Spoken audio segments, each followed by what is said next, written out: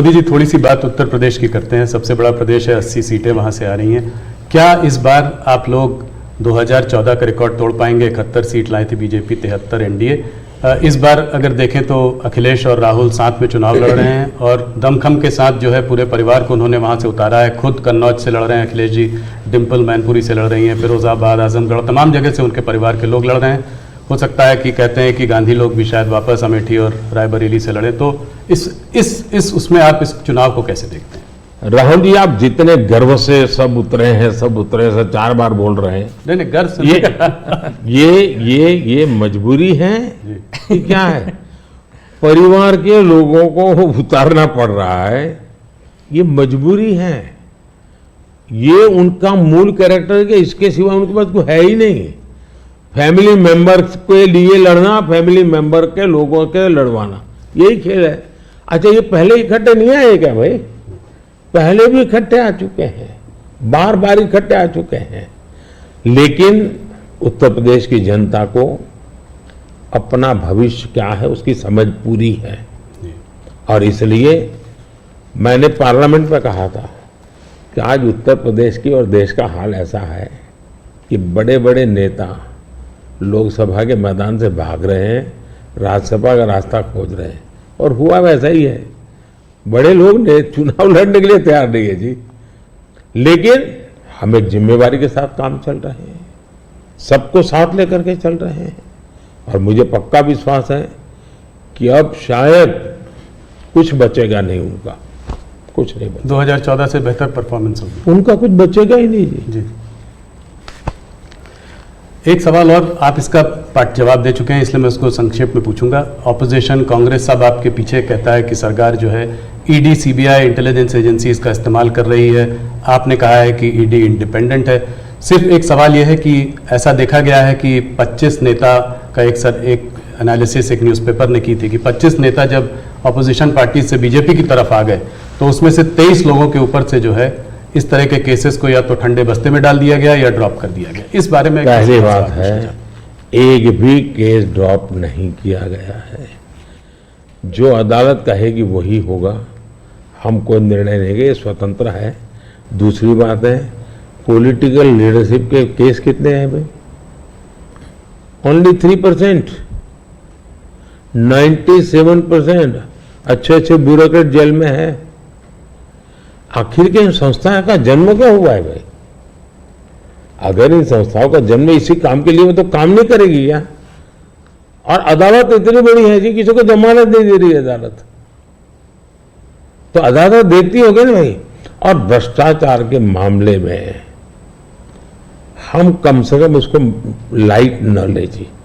सचमुच में देश में चर्चा होनी चाहिए कि पहला एक जमाना ऐसा था, आपको आरोप लगता था ना तो भी हल जाते थे।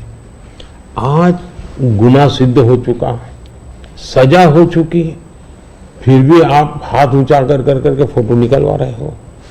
आप भ्रष्टाचार का महिमा मंडन कर रहे हो।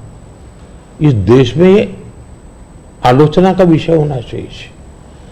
भ्रष्टाचार को न्यू नॉर्मल के रूप में ट्रीट नहीं करना चाहिए, वरना इस देश का बहुत नुकसान होगा जी। ये सवाल बीजेपी और अदर्स का वाला नहीं है, देश के लिए ठीक नहीं है कि आप इसको न्यू नॉर्मल बना दे। और मैं देख रहा हूं धीरे धीरे धीरे ऐसा वातावरण बनाया जा रहा है, हाँ ठीक है यार वो तो चलता रहता है। यही तो देश, गरीब आदमी मर रहा है जी। हमने कैसे भी करके इससे देश को मुक्त करना चाहिए, रिजॉल्व होना चाहिए कंट्री का, वो नहीं हो रहा है जी। और मैं तो मानता हूं कि भाई देखिए, मैं जो कोशिश कर रहा हूं, एक सिस्टम को पॉलिसी ड्रिवन बनाओ, टेक्नोलॉजी को भरपूर लाओ।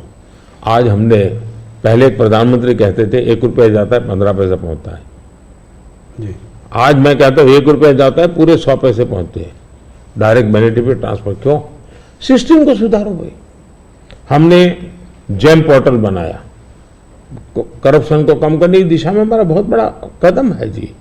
दूसरा, समाज को भी जगाओ, समाज को भी आदत डालो कि भ्रष्टाचार बुरा है, किसी भी स्तर पर भ्रष्टाचार से मुक्त रहना चाहिए। और देश में वो वातावरण बन रहा है, पॉलिटिकल लोगों को डर नहीं है, और मैं मानता हूं उसमें कुछ मात्रा में ये जो सिर्फ हमारा विरोध है इसलिए उनका समर्थन कर देना ये शोभा नहीं देता है भाई। आपने पिछले कार्यकाल में काफी बड़े काम किए, आर्टिकल 370 को रद्द किया, सीएए को लेके आए, मगर ऑपोजिशन लीडर्स इस कैंपेन में सब कह रहे हैं कि अगर वो सरकार बनाएंगे तो इन सबको जो है सीएए को रिपील कर देंगे। ममता बनर्जी खास करके कह रही है सीएए को इम्प्लीमेंट नहीं होने देंगी। इसको आप कैसे देखते हैं? पहली बात है कि जिसको भारत का संविधान समझ है, जिसको भारत के फेडरल स्ट्रक्चर का पता है, किसके पास कौन काम है वो सब पता है, वो कभी ऐसी बात बोलेंगे नहीं, क्योंकि ये उनके अधिकार क्षेत्र का विषय ही नहीं है। जी। अगर मोदी भी राज्य का मुख्यमंत्री होता है तो नहीं कर सकता है इसे। जो भारत सरकार के विषय है वो भारत सरकार करेगी, जो राज्य सरकार के विषय होते हैं वो राज्य सरकार करेगी। लेकिन जनता को मूर्ख बनाने की फैशन हो गई है, जनता को अंधेरे में रखने, इसलिए वो कुछ भी बोलते रहते हैं।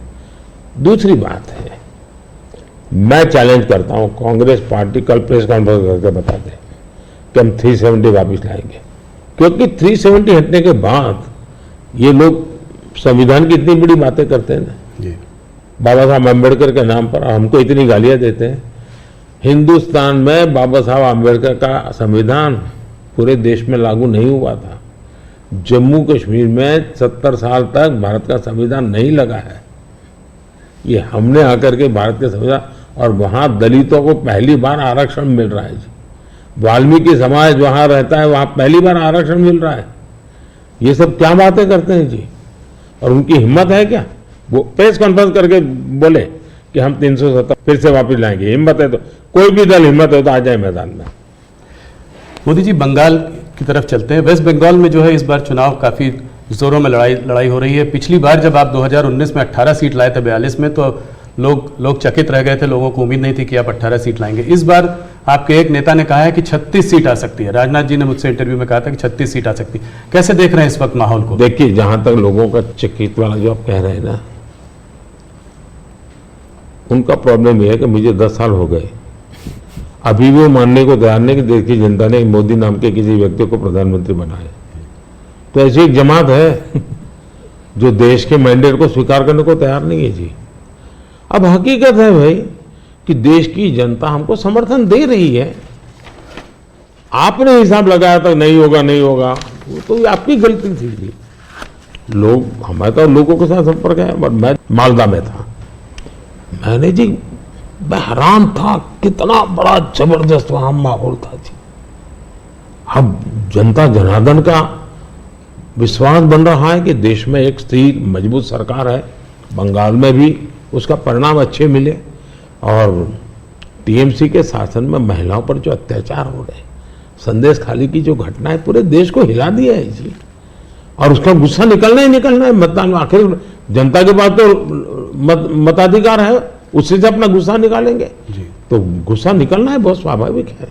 आपने देखा होगा नोटों के ढेर, क्या कभी आपके टीवी वालों ने इतने सारे नोटों के ढेर कभी पकड़े गए देखा था? पिछले कुछ सालों में आप लगातार 50 करोड़ के ढेर, 300 करोड़ के ढेर, 250 करोड़ के ढेर, 200 करोड़ के ढेर, देश चौंक गया है जी।